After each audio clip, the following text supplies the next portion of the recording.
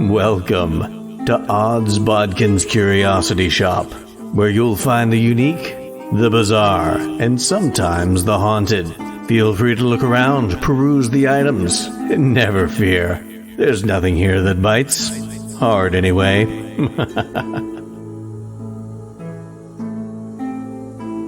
Hello there. How delightful it is to see you return to Odds Bodkins Curiosity Shoppe as we wrap up 2023.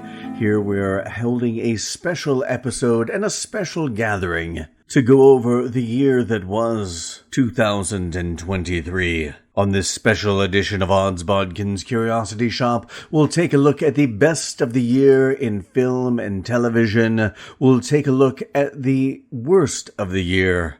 We'll take a look at things to anticipate in 2024 and those we lost here in this past calendar year. We'll take a look at some of the new things we've introduced to the podcast as we take a look at the strange, the bizarre, and the unexplained of 2023. So join us as we take a look at the Odds Bodkins Curiosity Shoppe, a curious year in review.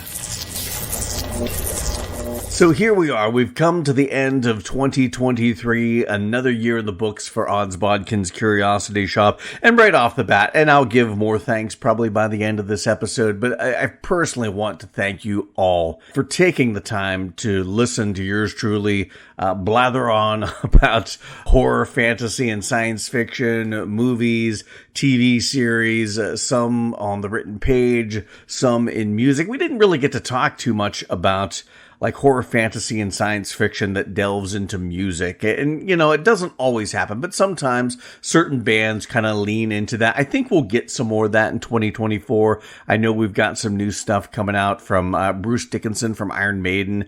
And Maiden always delves into literature and science fiction, and even some horror with some of their songs. So I'm expecting some there. We got some other bands that lean into those genres in their music that we'll talk about in 2024. So looking forward to that, but not a ton to talk about music-wise this year, but we did have a ton in movies and television, and even some of that leaned into the written page, and some really good novels out there that we got to talk about a little bit in 2023. But I thank you for taking the time to listen to me talk about the genres that we both obviously love, horror, fantasy, and science fiction, and I thank you for listening throughout the year, and hopefully you'll stay with us and help us spread the word about this podcast in 2024. And I thought it was a good time to take a look back at 2023 and see what was the good, the bad, and the ugly of it all.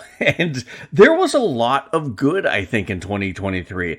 I don't know how it compares to the past few years of horror, fantasy, and science fiction. I didn't take the time to really compare and contrast how well this year compares to some of the years in the past. And I know in the past couple years, we've had some really good years for genre.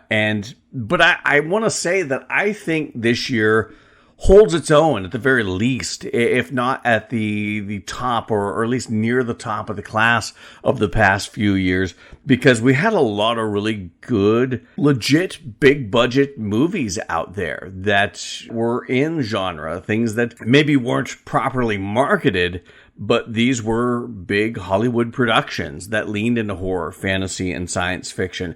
Some of it worked from a box office standpoint. Some of it didn't work. But we had a lot of really good movies hitting the theaters.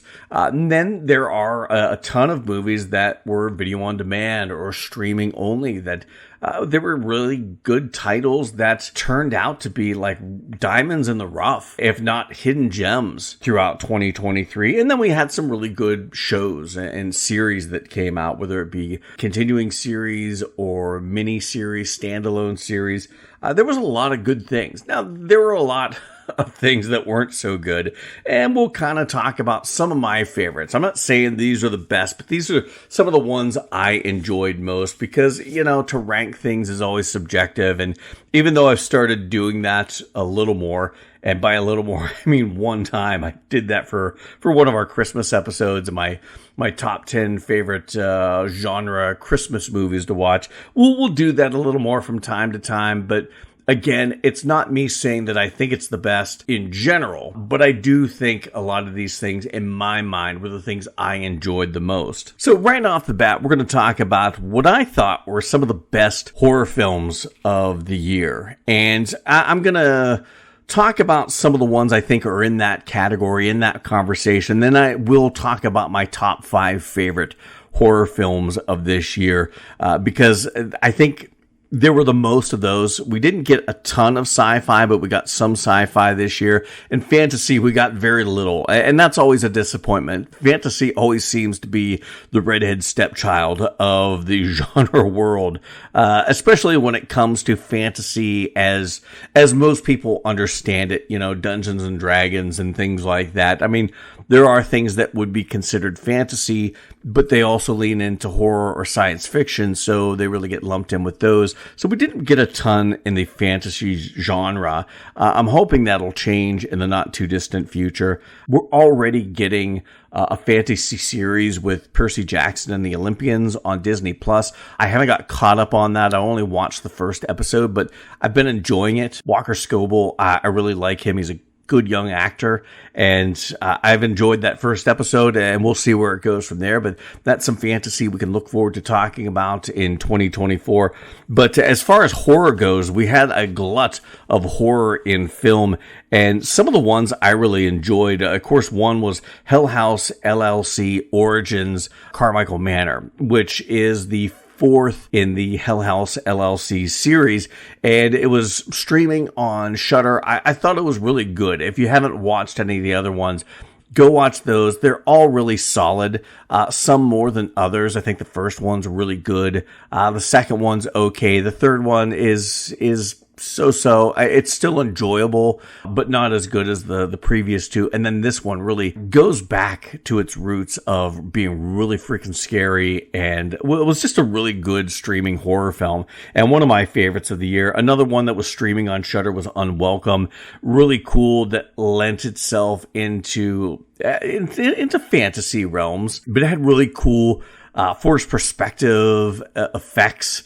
And I really enjoyed that. And the little goblin creatures that they used in this were really cool, and an excellent device for bringing fantasy and horror together. I really liked that movie. Blood, I thought, was really good. A really creepy, interesting take on a vampire story. It had its faults, but where it lacked in some of the storytelling areas, it really made up for with good performances and a really good story, and I enjoyed that.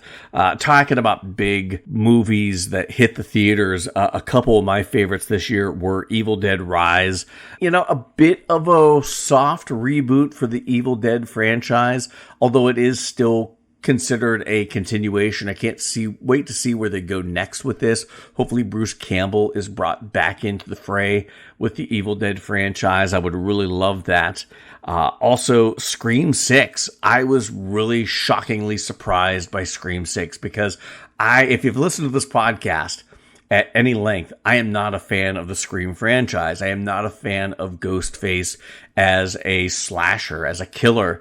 And this is the first Scream movie that I've watched. Well, it's the first one I've ever watched in the movie theater, but it's the first one I ever left the movie or got finished with the movie and thought, that was really good. 5 was okay. I did enjoy 5 to a degree, although it did have its issues that I didn't care for. But 6 I thought was really good. Now this franchise is an upheaval because your two starlets that are kind of the anchor for the franchise now, or at least were planned to be the anchors for the franchise moving forward, are all done because of... I won't get into that, but it'll be interesting to see where they take this franchise now after a really good installment with Scream 6, which I, for one, shockingly enjoyed in 2023. Another really good movie, Spoonful of Sugar, I thought was a really interesting take on like serial killer horror and kind of that pitting serial killer versus serial killer. It really was a good story. Didn't come without its faults, but all in all, a really bizarre and really surreal type of story that I just absolutely enjoyed. one that I loved because I got to read the book before it came out. I made a concerted effort to read the book before it came out, and I think that made me enjoy the adaptation that we got all the more. Was Knock at the Cabin, which is M. Night Shyamalan, stars Dave Bautista, based on the novel Cabin at the End of the World. And I liked the book.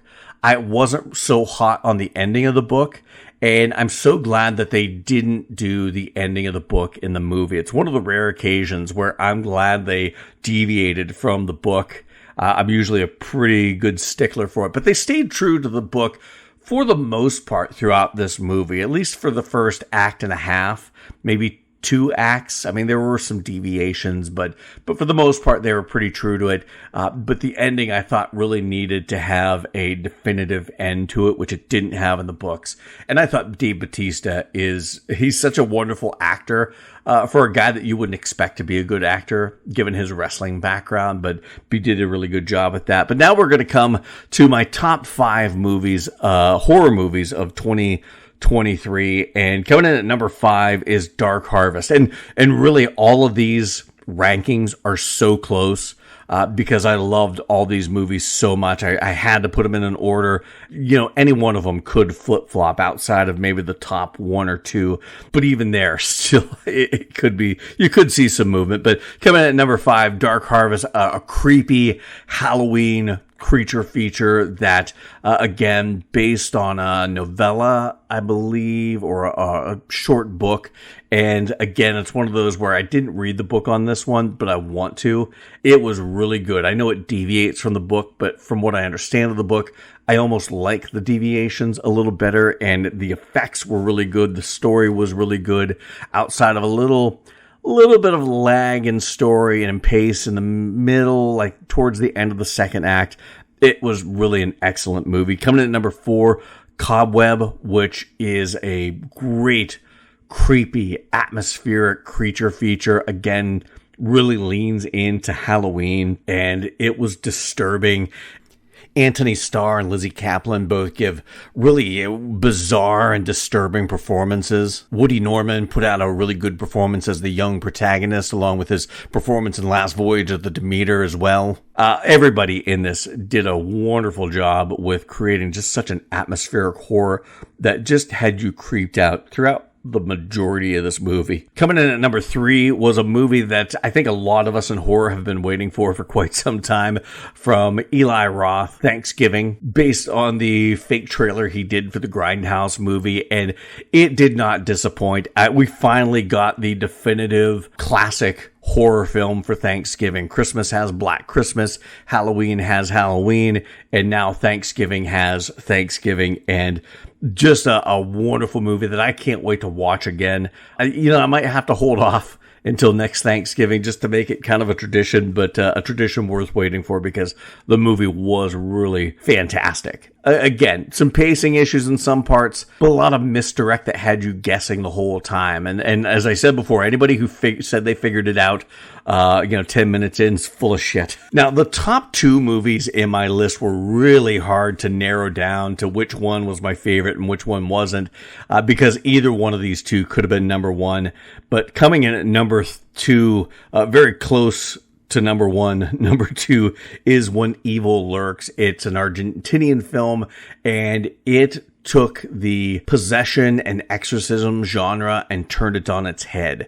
It took so much of what we think we know about possession and exorcism movies and just set it in a world where that is not an option. All the typical tropes of possession movies or exorcism movies are thrown out the window because of the world that the director and writer put this in, and it just made it such a fantastic movie to watch from a subversion of expectations angle, but it also had some really scary freaking moments and some really disturbing freaking moments and some really brutal freaking moments. As far as horror movies go, hands down, one of the top 2 of the year. If not, like I said, this could easily have been number 1, but I had just had to prioritize in my own mind what I enjoyed most, and I really enjoyed these top 2 films, but this one just edged out slightly by the number 1 film, which could go into science fiction as well. It certainly is a sci-fi story, but just the way they treated this,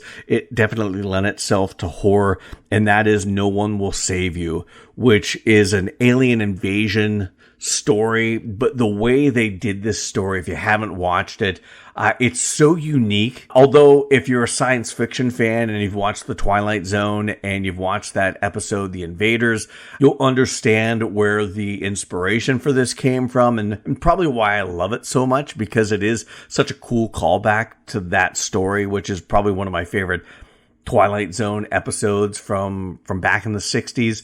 But this was a fantastic movie. Again, had some pacing issues there in the middle, but ultimately it was so phenomenally done, where you do this essentially with no dialogue whatsoever, and to keep the atmosphere and the creepiness and the scares and the horror of it all intact without a lick of dialogue was just a phenomenal feat by the filmmakers, and more importantly by Caitlin Dever, who pulled off this movie. I mean, this movie was on her shoulders, and all the range of emotion that she expressed without a single word of dialogue was just a stunning performance on her part. I don't know if she'll get nominated for anything, because horror sci-fi genre stuff doesn't get nominated a whole lot, but she deserves an award for her performance in this. And if you haven't checked it out, check it out on Hulu. My favorite horror movie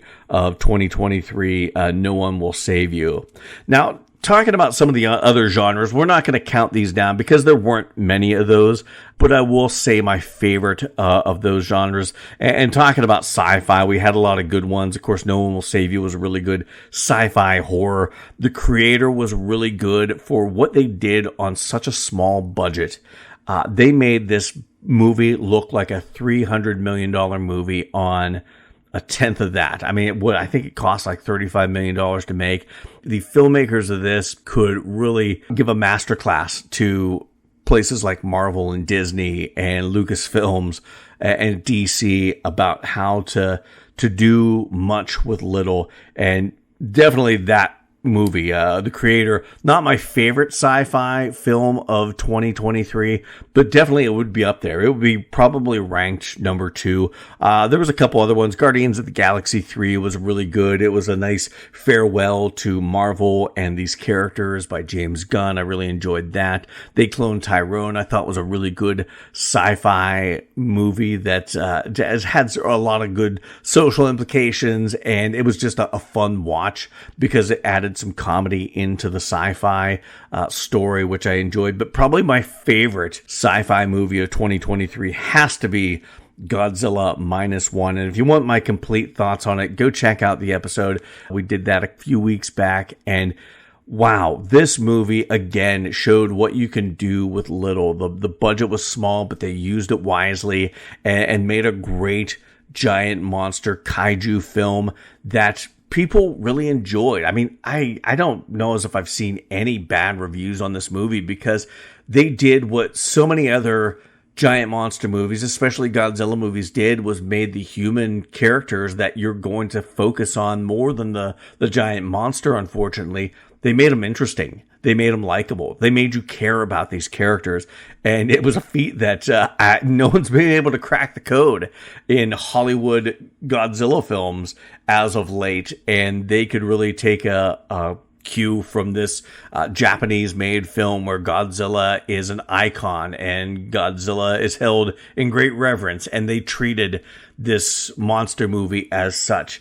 They made a human story that's just as compelling as the giant monster story, and did a really good job on both aspects. And that's why Godzilla -1, my favorite sci-fi film of 2023. Now, as far as fantasy goes, we didn't get many fantasy films this year. I mean, most any of the fantasy that we got that I really enjoyed for the most part was all done in TV, but we did get one really good fantasy film, and that has to be Dungeons & Dragons Honor Among Thieves.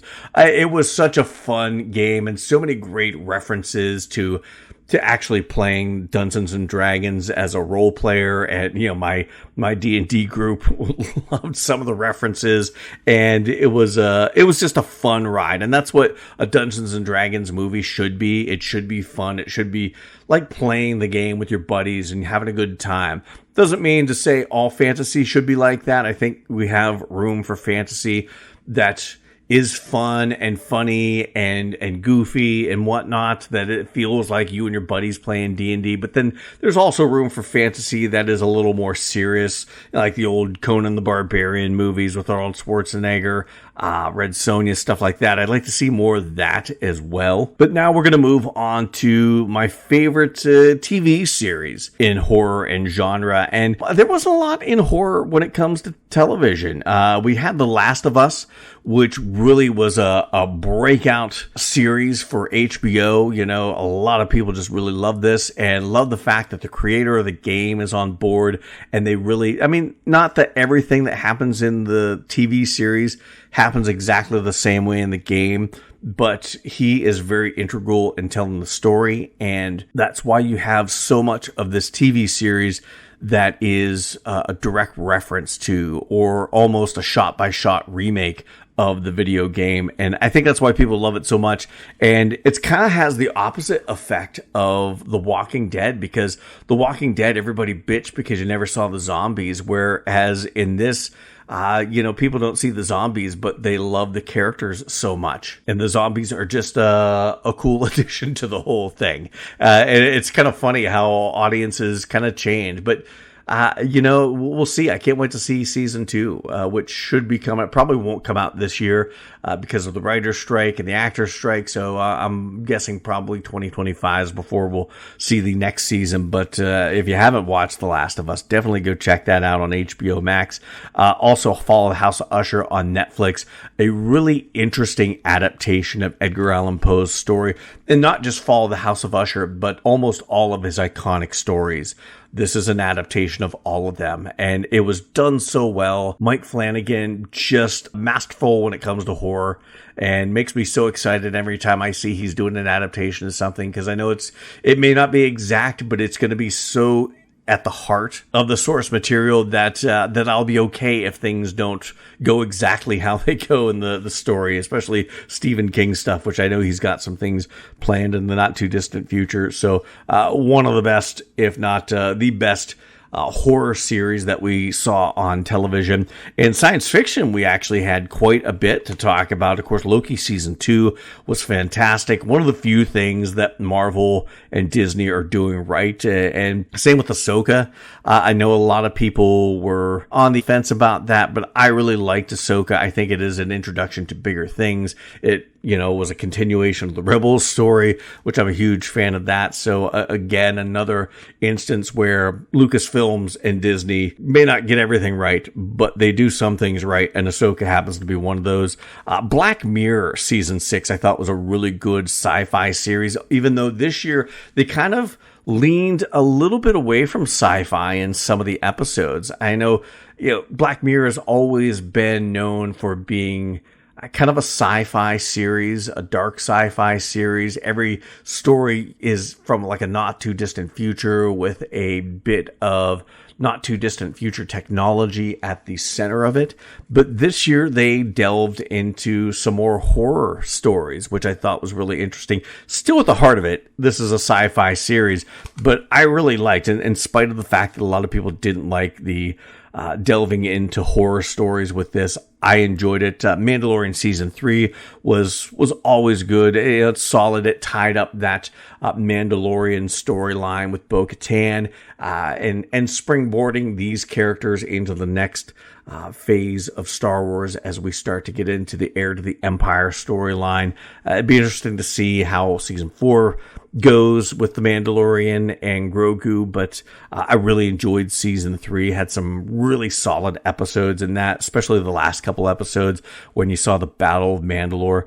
That was really good. Gen V was quite good. A spin-off from The Boys. It'll be interesting to see when The Boys next season comes out, how much Gen V will bleed into that, like The Boys bled into Gen V. We probably had the most TV series leaning into fantasy than any of the other genres, and there were some really good ones. Twisted Metal I thought was really good. Good Omens season 2 was enjoyable. The story didn't seem to have as big a scale as the first season. It was a smaller scale story, but I think they're leading up to something bigger in the next story. It'll go back to being based on the talked about sequel that Terry Pratchett and Neil Gaiman kind of talked about where they would go with these characters in a sequel to the book that Good Omens is based on. Whereas season 2 was primarily just a bridge season that Neil Gaiman came up with completely by himself. But it was very interesting and very good. The Witcher season 3 was really good, kind of a send-off of Henry Cavill as the Geralt of Rivia character. Very, very sad, but they didn't play into too much of him leaving the show, because the character's not leaving the show, just Henry Cavill. So it was a nice send-off without being too sentimental or saccharine sweet, and we'll see what we get in season 4 with Liam Hemsworth. I really enjoyed we finally got Carnival Row season 2, which was the final season. It's a shame that series didn't take off more, and it's a shame it kind of got interrupted by COVID, because that was a really good series. I really enjoyed all the characters and all the actors. Orlando Bloom was really good. Cara Delevingne is really good. Jared Harris, just a long list of really good actors in that series. It's a shame, like I said, that it has to end so soon, because it felt like it just got started, but it was really good. Season 2 was a great wrap up of that series. Legend of Vox Machina season 2, a couple great animated series continuations this year. Legend of Vox Machina I thought was really good. Makes me excited to see where the story is going in the next season. Also, Castlevania Nocturne. Of course, they wrapped up the Trevor Belmont story in a few seasons with Castlevania, so they decided to do a time jump and do a series based off the Castlevania Rondo of Blood with the Richter Belmont character, which it was really interesting to get to know this character, because I'm not familiar with that game. I've played a lot of the other Castlevania games, but not very familiar with the Richter Belmont character. So it was really cool to learn about him and to see that character and this story. And I wondered if it was going to have that same appeal and that same feel to it as the original Castlevania series that we got a few seasons of. And while it does have all that stuff that I love about the series, it is all also fresh and new. And I love the Alucard character, and spoiler alert, I'm glad they brought him back, even though you knew he was coming back. They made no bones about that. It was not a secret as to whether or not this character was coming back. You knew he was, but just a matter of when. So I'm really interested to see where this is going to go in a second season of Castlevania Nocturne. Again, some of the best fantasy on TV in 2023. Now, taking a look at the best in 2023 was pretty tough, because there was a lot of good stuff in 2023. Now, when it comes to the worst of 2023, that one was not so hard, because there were some okay movies and series out there. There were some mediocre out there, but there were only a few that I felt were real stinkers, and I just absolutely did not enjoy watching them at all.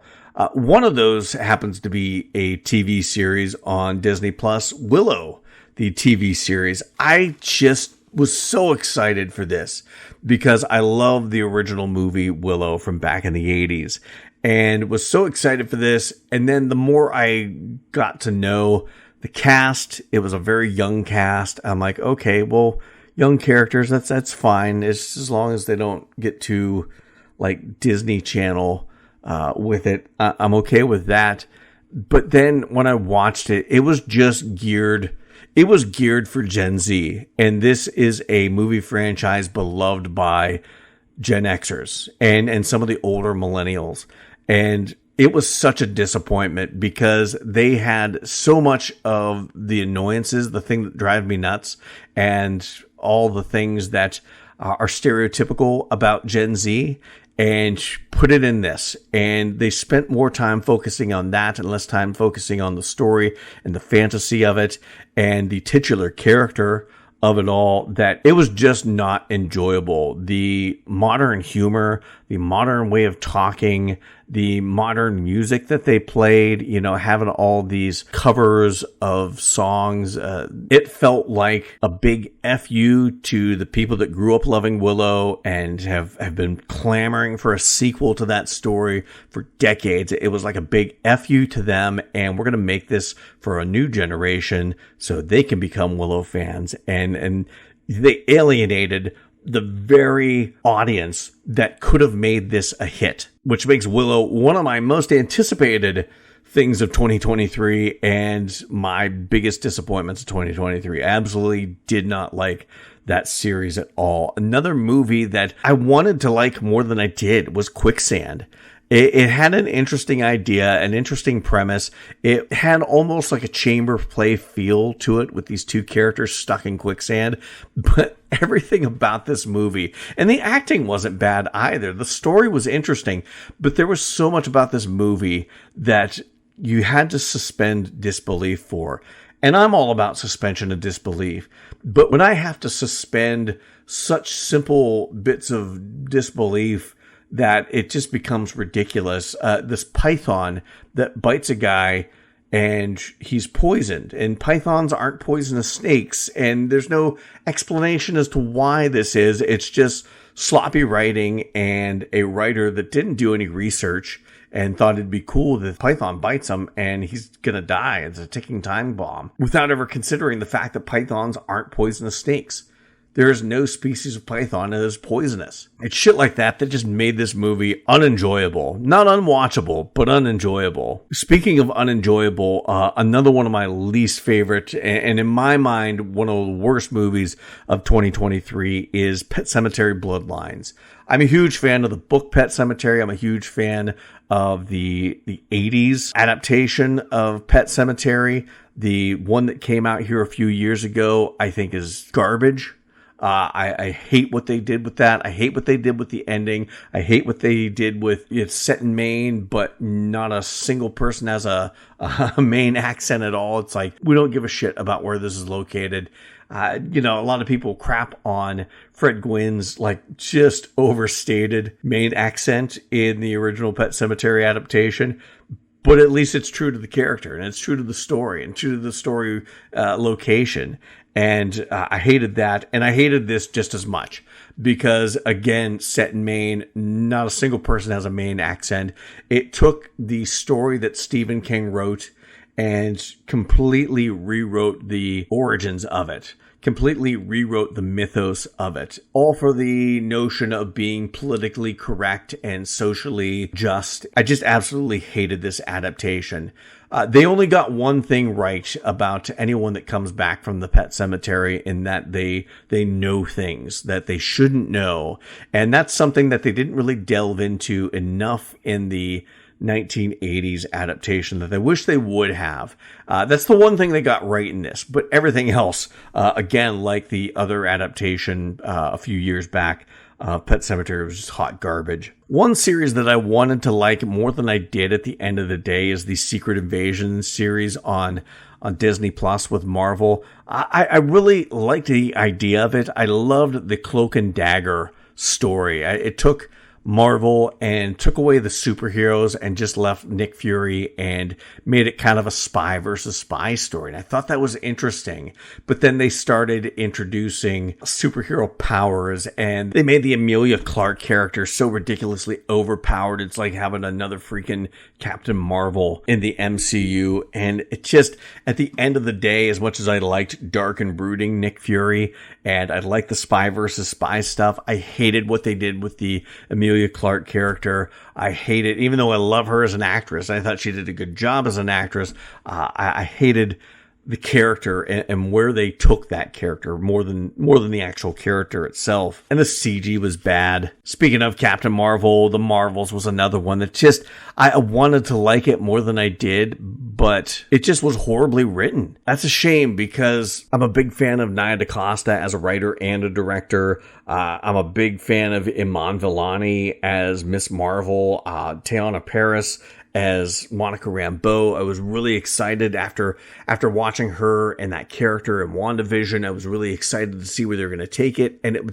it all just really fell flat. Iman Vellani was the only breath of fresh air in that movie. The only one of the Marvels that felt like she was enjoying making this movie. And her family, the actors that play her family with Nick Fury, that was a fun storyline, but that was also a B storyline that shouldn't have been the main focus, and that was the most enjoyable part of the movie.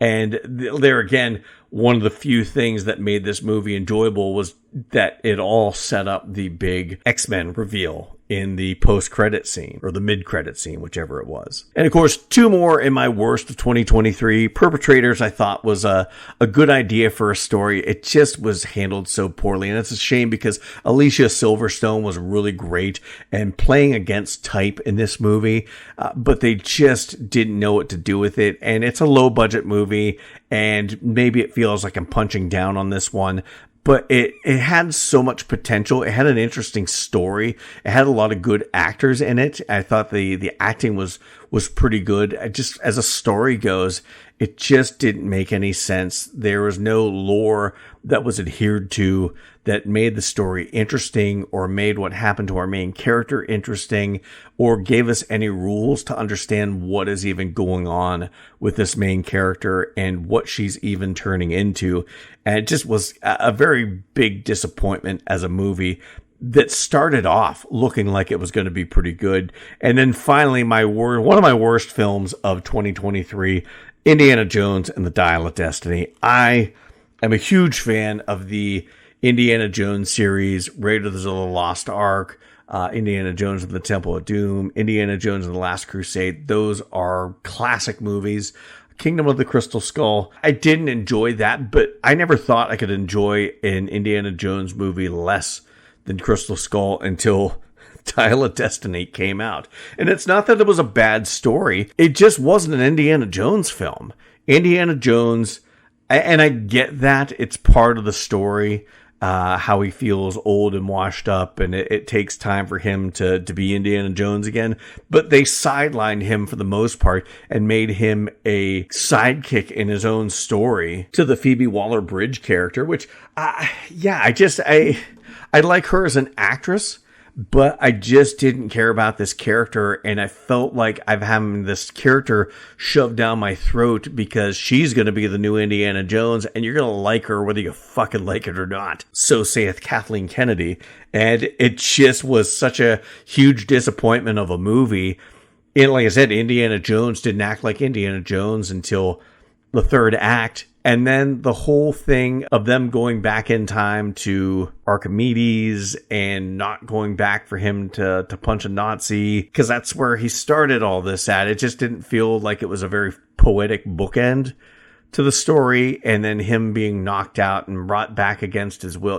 It didn't feel like an Indiana Jones movie. It felt like a movie that Indiana Jones was a side character in. And as much as I wanted to like this movie, I wanted to love this movie, I wanted this to be the swan song and the farewell to Harrison Ford as Indiana Jones that was deserving of this character, this iconic character. I mean, for my money, and I think a lot of people will agree, two of the greatest characters in cinema are Han Solo and Indiana Jones, both played by Harrison Ford. And it just feels like he got the shaft when it came to the end of both of those characters. And no amount of nostalgia that they put into this movie could save that. So there you have it. Those are my least favorite movies, if not the worst movies in my mind of 2023. You may beg to differ, but, to each their own, because we all have different tastes and we all have different opinions. Now, talking about the podcast,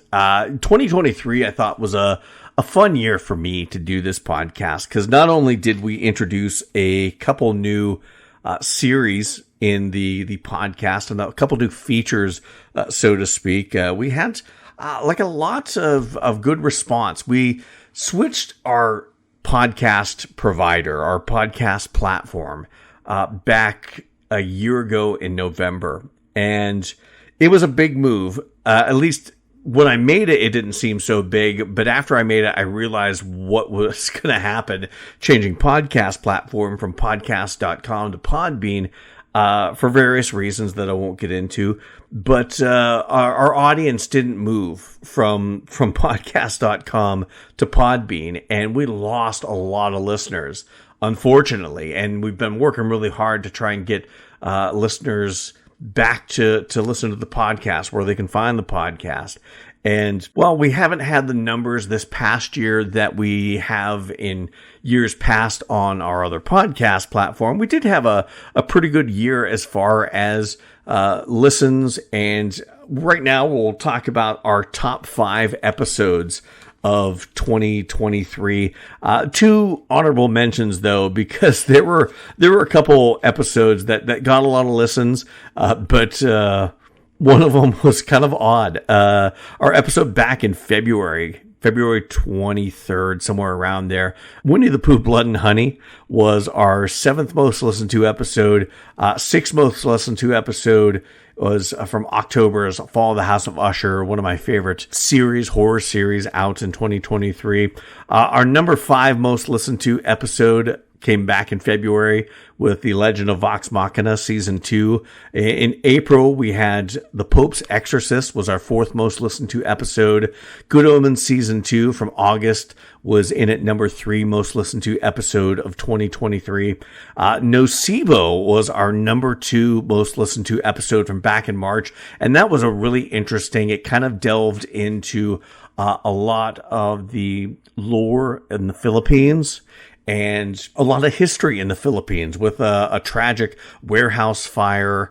And we had a lot of people that really latched on to that. A lot of people from the Philippines, a lot of people in the Philippines that reached out to yours truly and enjoyed the episode, enjoyed the movie, kind of helped me understand the lore that's in the movie a little bit better. So it was really cool because we got a lot of listener interaction with that one, and it makes me happy to see an episode that everyone felt so passionate about up there in our top 2 most listened to episodes of the season. And it didn't make my list of favorite movies, but it certainly was up there as one of the better movies of 2023.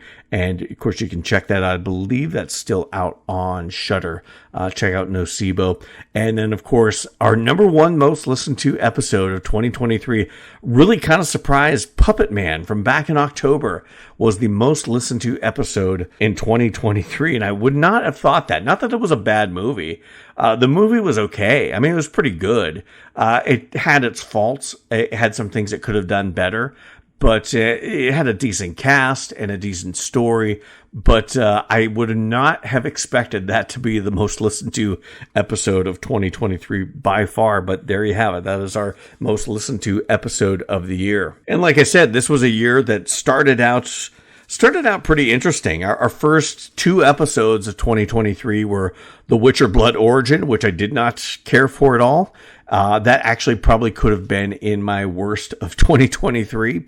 But the film Megan was our second episode of 2023, of a film that I didn't put that in my favorites of the year. I mean, it started out strong, but there were so many other good movies that came out in horror in 2023. I enjoyed Megan. I thought it was a good movie. I thought it could have leaned more into horror. That's probably why it didn't make my best of. And even the unrated version of Megan that came out on Peacock or Paramount Plus, I can't remember which one, it still wasn't that gruesome. I mean, it's a PG-13 film. The unrated version only made it like a soft R. And this movie could have been like a hard R and been really, and that's not to say you have to have a lot of blood and guts and swearing, but it could have dialed up the horror a lot more if things were a little more brutal and a little more graphic. But we started off the year with those 2 podcast episodes. We actually introduced a couple new features.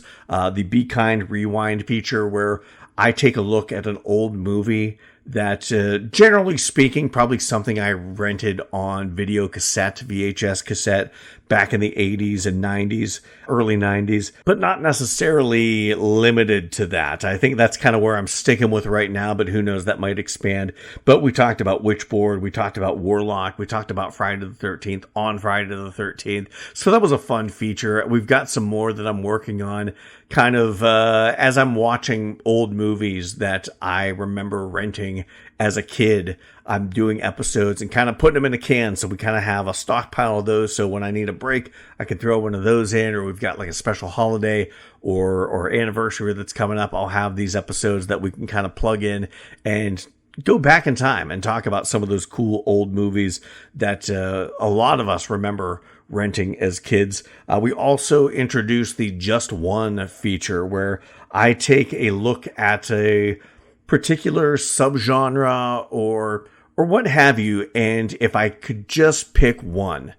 We did one on vampire films, non-Dracula vampire films, and we talked about my favorite non-Dracula vampire film. If I had to pick just one, what would it be? And of course, we only did one of those this year. I've got a lot more planned. There were things that we were going to do. I was going to start doing some movie commentaries. I just didn't have time for that between the podcast proper, doing 2 episodes a week, plus supplemental episodes and bonus episodes, and my day job. I just did not have the time to do any audio commentaries. That's something I'm looking forward to doing in 2024. Maybe adding that to the mix, maybe doing a movie commentary, audio commentary, like a once a quarter basis or a couple times a year. Who knows?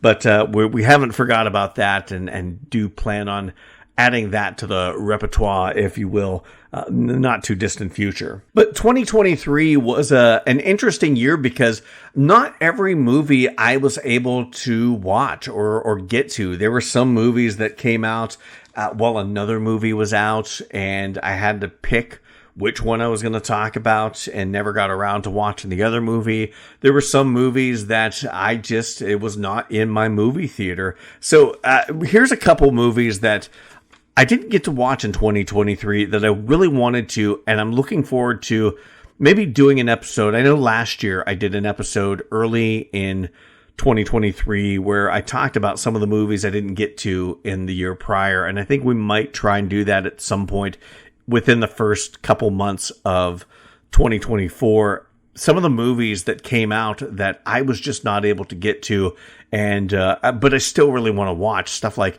Totally Killer on Amazon Prime, The Conference, which I can't remember where that's streaming, but I heard that was a pretty good horror film. Beau is Afraid was a really weird movie that I never got to watch, but I've heard a lot about it. Sarah, the Bone Woman on Shudder. I never got to watch that, even though I really wanted to, and I've heard a lot of really good things. A lot of people putting that on their best of 2023 list, and of course Infinity Pool, which you can watch on Hulu.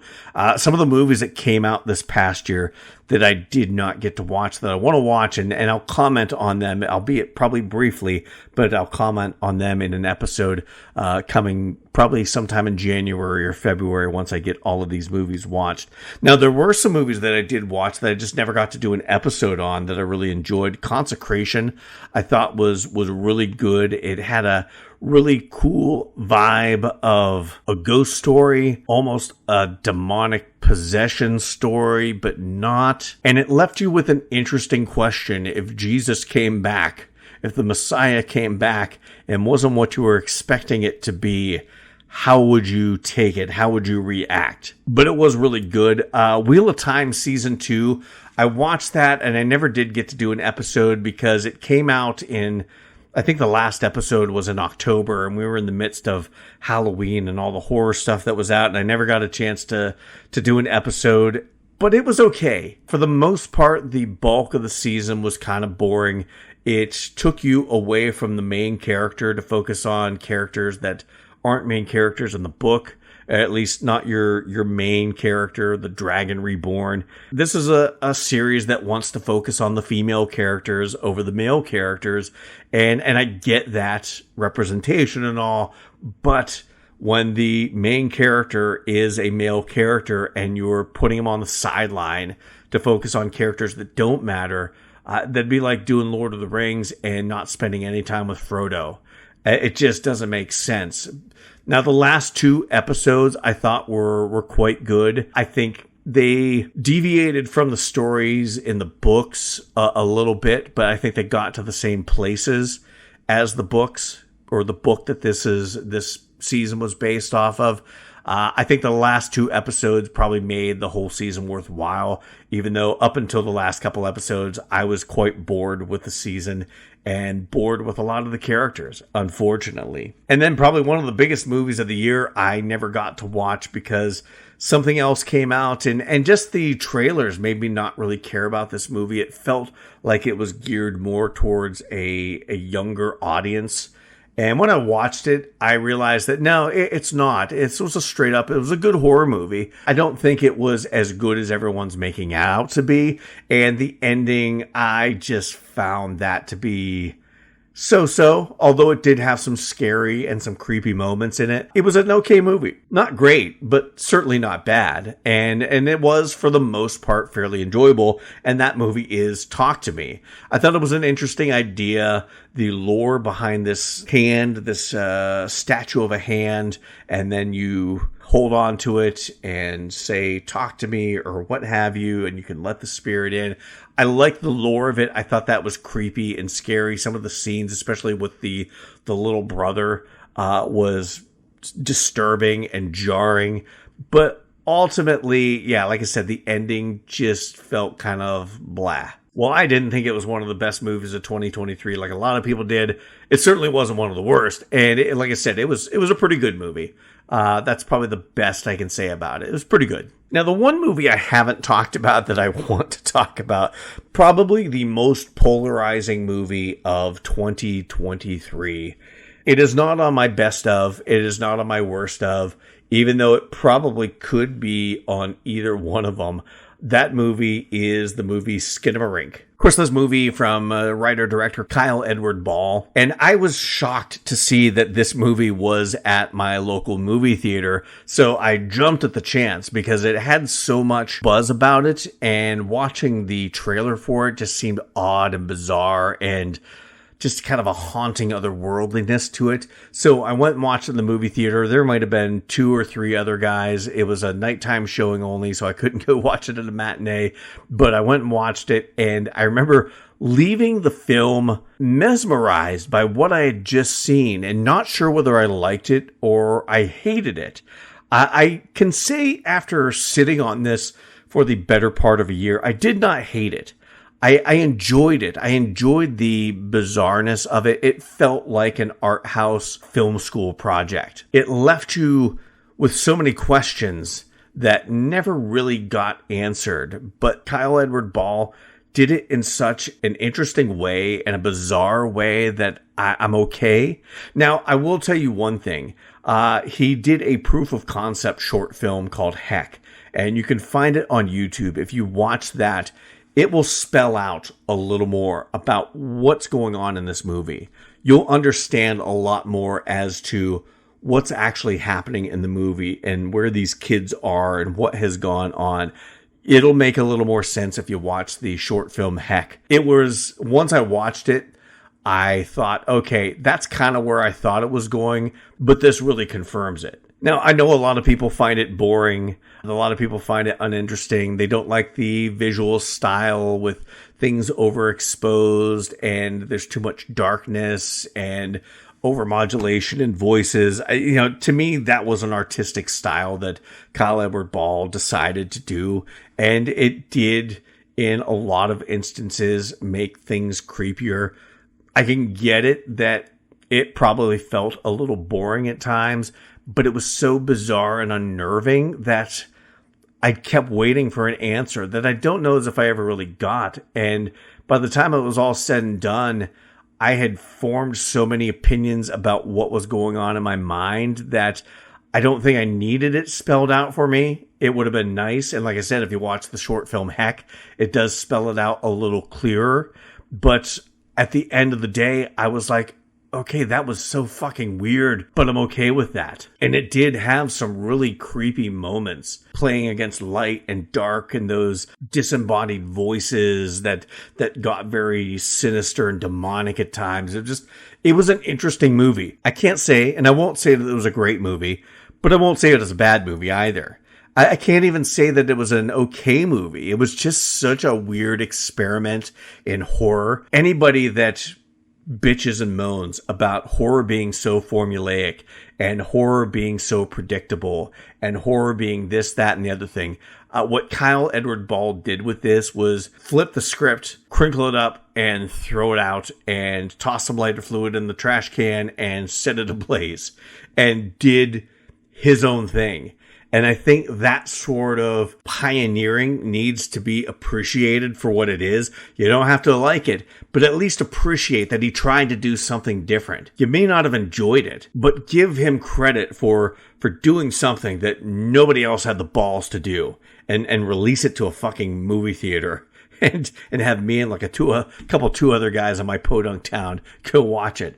I mean, that's saying something. And I really can't wait to see what else Kyle Edward Ball has in store for us after Skinamarink. Hopefully he does something a little more rooted in a typical horror film or a typical film in general. Hopefully it's not all experimentation and things like Skinamarink, but I'll be interested all the same as to what he does in the future. And of course, we can't do a look back on 2023 in horror, fantasy, and science fiction without talking about some of those that we lost in horror, fantasy, and science fiction. So at this point, we're going to do kind of our in memoriam segment of our year in review, our curious year in review.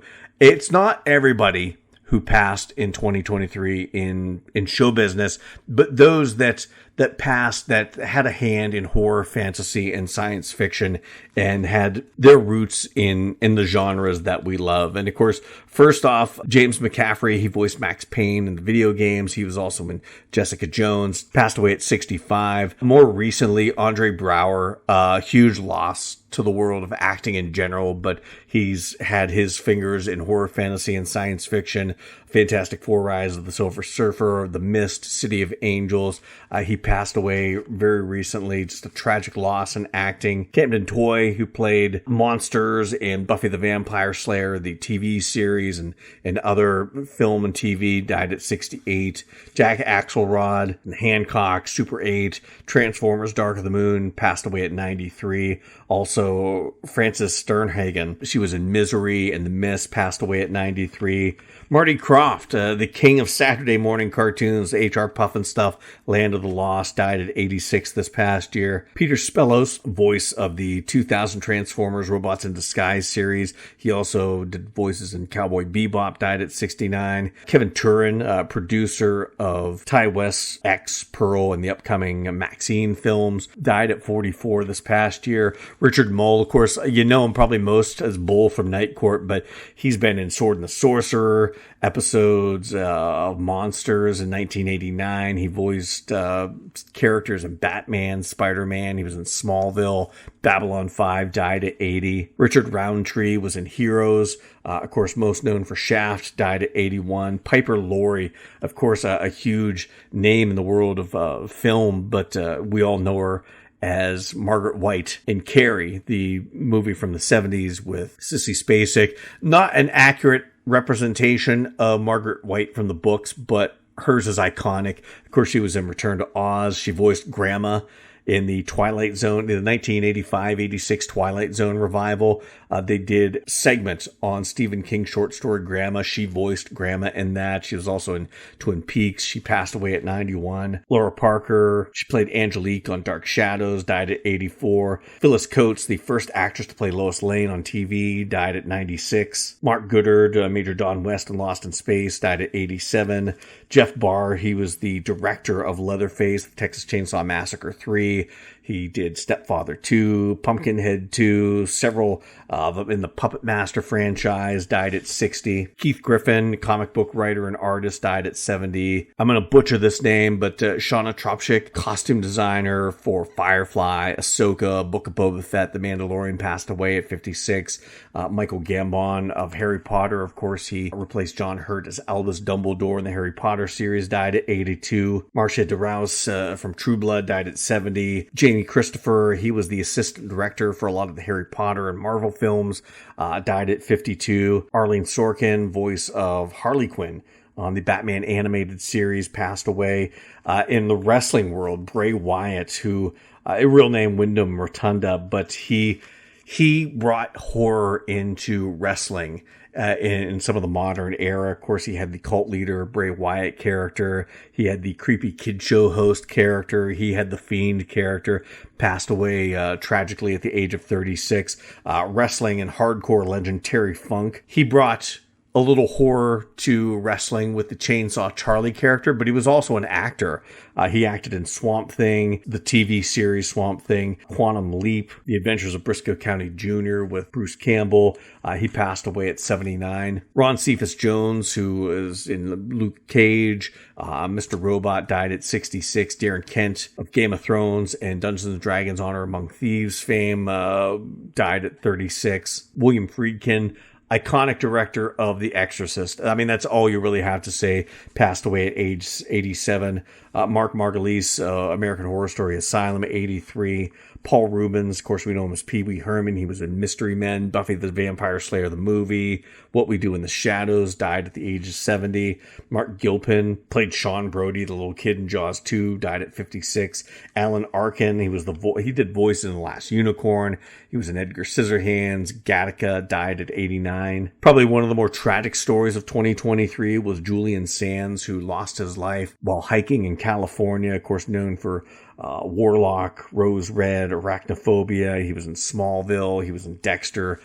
Died tragically at the age of 65. Cormac McCarthy, author of The Road, died at 89. One of the great apocalyptic, not horror, but apocalyptic stories. One of my favorite novels, a very down novel and movie, but John Romita Sr., of course, comic book artist from Marvel. He took over from Steve Ditka of the Spider-Man series. He later became the art director at Marvel and had a hand in developing characters and creating characters like Wolverine and the Punisher. Died at 93. Sergio Calderon, a character actor, Pirates of the Caribbean, Men in Black, died at 77. Another tragic loss to genre, Ray Stevenson, The Punisher Warzone. He was in Thor and Thor Ragnarok, G.I. Joe Retaliation. He played Gar Saxon in Star Wars Rebels and the Clone Wars. He was also most recently posthumously in Ahsoka, died at 58. Paul Grant, an actor and stuntman who appeared in Star Wars and Harry Potter. He was an Ewok in several Star Wars films. He was one of the goblins in Labyrinth, and he was also in Willow, died at 56. Lance Reddick, another huge loss to acting in general, but to genre. He was in Godzilla vs. Kong. He was in Fringe, the TV series, Resident Evil, the TV series, a series that I did not like, but he was the best thing about it. Posthumously, he is in the current series, Percy Jackson and the Olympians, died at 60. Chaim Topol, of course, you know him as Tevye from Fiddler on the Roof, but he was also in Flash Gordon in 1980, died at 87. Burt I. Gordon, director, writer, producer, visual effects artist behind some of the great giant monster movie films throughout history, died at 100. Tom Sizemore, of course, he was in The Relic, Red Planet, Twin Peaks, the Revival series, died at 61. Probably going to butcher this name, but Riku Browning, actor behind Gillman in The Creature from the Black Lagoon, died at 93. Raquel Welch, of course, you know her from so many movies, a sex symbol, an icon, but most notably for genre fans, from Fantastic Voyage and 100 Million Years BC, died at 82. Andy Wershing, voice of Tess in The Last of Us, the video game. She also played Anna on the show, died at 45. Lisa Loring, she was a Wednesday Addams in the 1960s Addams Family series, passed away of a stroke at 64. Lance Kerwin, who played Mark Petrie from Salem's Lot, the miniseries adaptation of Stephen King's novel back in 1979, passed away at 62. Melinda Dillon, of course, many know her as the mom from A Christmas Story, but she was in the 1990 Captain America. She was in Harry and the Hendersons. She was in a couple segments of the 1985 Twilight Zone revival. She passed away at the age of 83. Earl Bowen played Dr. Peter Silberman in the Terminator series, died at 81. And of course, Tina Turner, a rock and roll legend, a rock and roll icon. But for anyone in genre, we know her as Auntie Entity from Mad Max Beyond Thunderdome, passed away this year at the age of 83. So there's a look of all the actors in horror, fantasy, and science fiction, at least all the ones I could find. I'm sure I've probably missed some along the way. And of course, we certainly mean no disrespect to them. But for all of those in horror, fantasy, and science fiction we lost in 2023, we do remember them, and their legacies will live on in the art that they put on the screen, the big screen, the small screen, in music, and in word, the written word. Their legacies will live on, and we will remember them and cherish them every time we watch their movies or listen to their songs or read their words or watch their shows. And even though they're no longer with us, they'll always be in our hearts and our thoughts and our minds. So that's a look at 2023 at Odds Bodkins Curiosity Shoppe, our podcast. But what are we looking forward to in 2024? Well, there's a lot out there on tap that I know I'm looking forward to. So coming up in 2024, what are some of the things we're looking forward to on the podcast? Well, of course, Dune Part 2 is coming out in March. Really looking forward to that. Ghostbusters Frozen Empire, the Ghostbusters Afterlife sequel that I think a lot of us are looking forward to. That's coming out as March as well. Godzilla x Kong, New Empire. I don't know how much I'm looking forward to this, because of what they did in Godzilla -1. It feels like the superior Godzilla was made this year, and anything else is just going to be But we'll find out how good it is, if everyone's still going to freak out about the pink spikes up Godzilla's back, if it's going to be Barbie Godzilla or not. We'll find that out in April. If the fantasy comedy is coming out in May, looking forward to that. Furiosa, a Mad Max saga, is coming out in May. Mad Max Fury Road, I didn't care about that one. I didn't really like Tom Hardy as Mad Max. The Charlize Theron character was okay.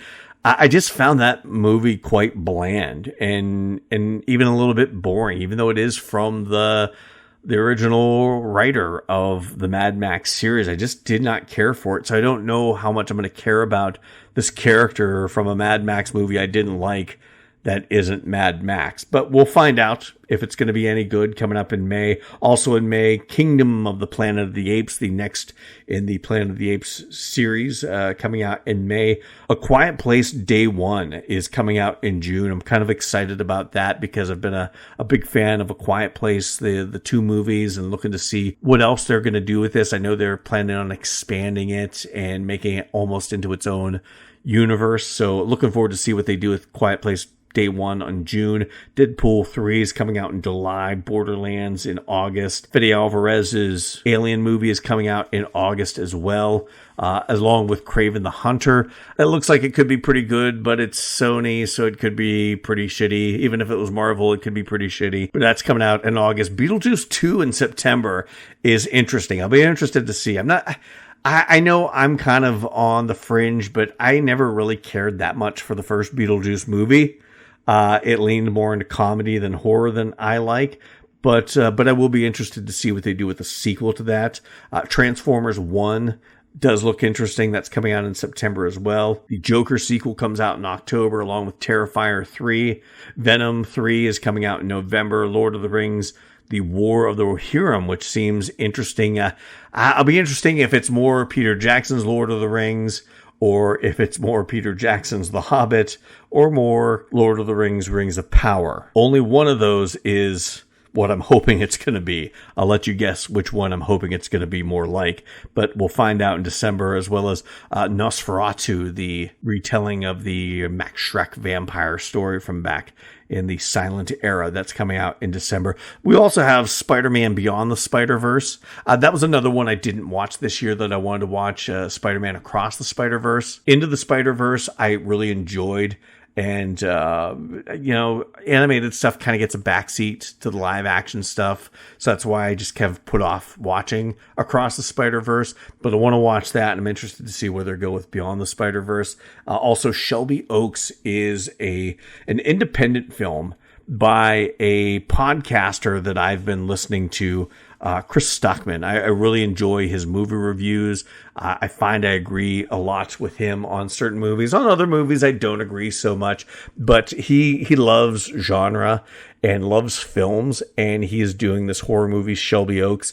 And I've been paying attention to all that he's had going on, crowdfunding this thing and putting this out there and dealing with the writers and the actors strike and all of that. So I'm really excited to see. Hopefully that's going to be coming out in 2024. I believe it is, but really excited to see what he does with this movie, and really excited to see the movie in and of itself. So there you have it. Those are the things I'm looking forward to in 2024. I'm also looking forward to all the unexpected things that pop up that aren't really on anyone's radar. I'm really excited to see what comes of 2024 when it comes to horror, fantasy, and science fiction, whether it be movies, television, books, short stories, music. I'm excited to get a chance to talk about the things that I don't get as much opportunity to talk about, books and music. I know last year I made it a point to read a book a month, and I got through February and then kind of tailed off. I ended up reading 3 books this year. I finished reading Stephen King's The Outsider. I read Cabin at the End of the World. I read the novella Who Goes There that the thing is based off of. And I'm in the midst of reading Tanana Reevdoo's Summer Ghost Stories, or Ghost Stories Summer. I can't remember the title of it. It's got a lot of good short stories in it. It's a book of short stories. So I'm in the midst of reading that. I want to finish that while I'm on vacation here at the end of the year, taking my last PTO days.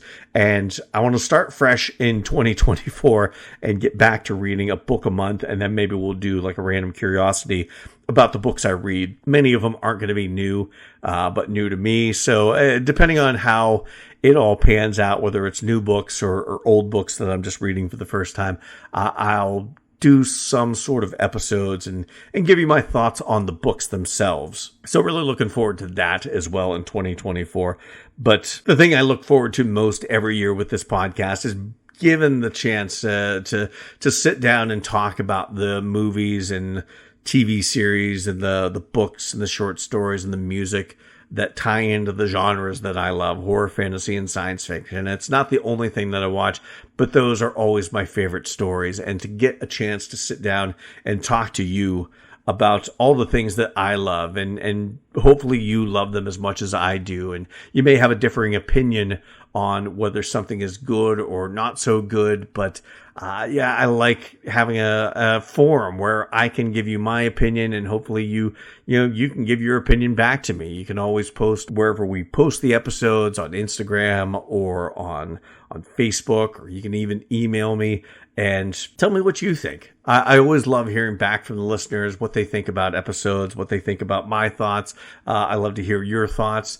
That's how we kind of form our opinions. We have our initial opinions, but sometimes somebody will bring up a point that we never thought about, or a perspective that we haven't thought about. And that helps shape my opinion even more. Sometimes I really love or really hate a movie, but after I've had time to sit with it for a while, or maybe rewatch, sometimes my views on a movie or TV series or what have you either harden or soften, because, I'm looking at it from a different perspective. And I think that's important, to not just be so firm in what you believe, to take what other people's experiences are into account to help form our opinion. I think that's important, and hopefully you enjoy listening to my opinion, and hopefully I get a chance to hear what you think about some of the things I watched over the next year. So I want to thank everyone for listening to Odds Bodkins Curiosity Shoppe in 2023. Hopefully you stick with us in 2024. Hopefully you help get the word out. Share this podcast with anyone that you know that loves horror, fantasy, and science fiction. If you're on like a page that says, hey, what are some good podcasts out there? Please feel free to mention Odds Bodkins Curiosity Shoppe and help spread the word and help us get those numbers back up to where they were before we switched our podcast platform. It's been a long road since then and a hard road to try and get our audience back to where it used to be, but a road that I love going down, and hopefully you love going down that road with me, talking about horror, fantasy, and science fiction. So please share the podcast with anyone that you know that loves horror, fantasy, and science fiction. Follow us on our social media pages, Instagram and Facebook. We're always posting about the genres that we love, horror, fantasy, and science fiction, as well as the latest episodes and what to expect coming up on the podcast.